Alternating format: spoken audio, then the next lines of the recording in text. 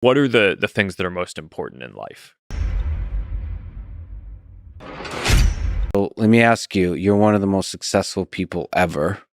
You've built an incredible company that has a lot of impact. What advice do you have for young people? How to live a life they can be proud of?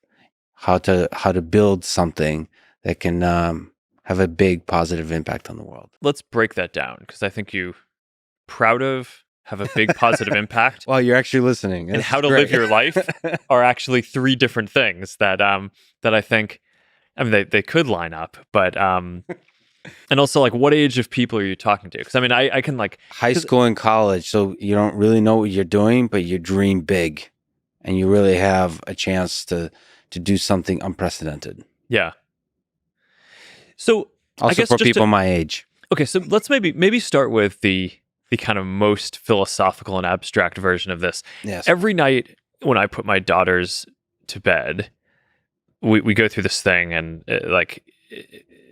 it's they call it the good night things because we're basically what we talk about at night. And I Good I go night. through them. Sounds like a good show. It's, yeah, the good night things. Mhm. Yeah, Priscilla's always asking. She's like, "Can I get good night things?" It's like, I don't know. You Yeah. go to bed too early. But it's but I basically go through with Max and Augie. What are the things that are most important in life, right? That I just it's like what do I want them to remember and just have like really ingrained in them as they grow up? And it's health, right? Making sure that you take care of yourself and keep yourself in good shape. Loving friends and family, right? Because having the relationships, the family, and making time for friends, I think is perhaps one of the most important things. And then the third is maybe a little more amorphous, but it is something that you're excited about for the future. And when I'm talking to a 4-year-old, often I'll ask her what she's excited about for tomorrow or the week ahead. But I think for most people, it's really hard.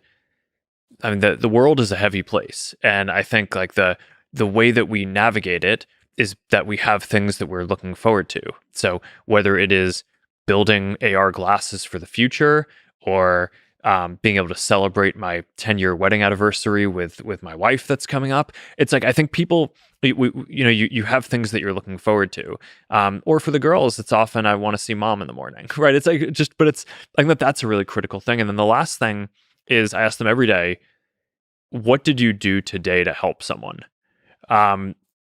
Because I just think that's a really critical thing, is like it's easy to kind of get caught up in yourself and kind of stuff that's really far down the road. But like, did you do something just concrete today to help someone? And it can just be as simple as, okay, yeah, I helped set the table for lunch, right? Or this other kid in our school was having a hard time with something, and I like helped explain it to him. But I think that's sort of like, if you were to boil down my overall life philosophy into what I try to impart to my kids, those are the things that I think are really important.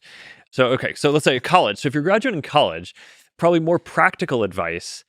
So I'm always very focused on people, and I think the most important decision you're probably going to make if you're in college is who you surround yourself with, because you become like the people you surround yourself with.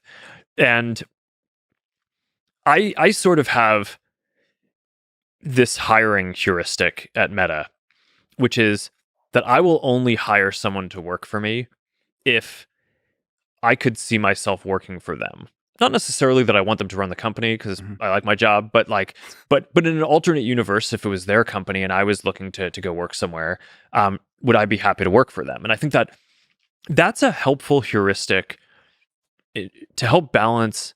When you're building something like this, there's a lot of pressure to, you want to build out your teams because there's a lot of stuff that you need to get done. And, everyone always says, don't compromise on quality, but there's this question of, okay, well, how do you know that someone is good enough? And I think my answer is I would want someone to be on my team if I would work for them. But I think that's actually a pretty similar answer to like, if you were choosing friends or a partner or something like that. So when you're kind of in college, trying to figure out what your circle is going to be, trying to figure out, you're evaluating different job opportunities. Who are the people, even if they're going to be peers in what you're doing, who are the people who in an alternate universe, you would want to work for them because you think you're going to learn a lot from them because they are kind of values aligned on the things that you care about, and they're going to and they're going to push you, but also they know different things and have different experiences that are kind of more of what you want to become like over time. So I don't know. I think probably people are too, in general, objective focused and maybe not focused enough on the connections and the people who they're basically building relationships with.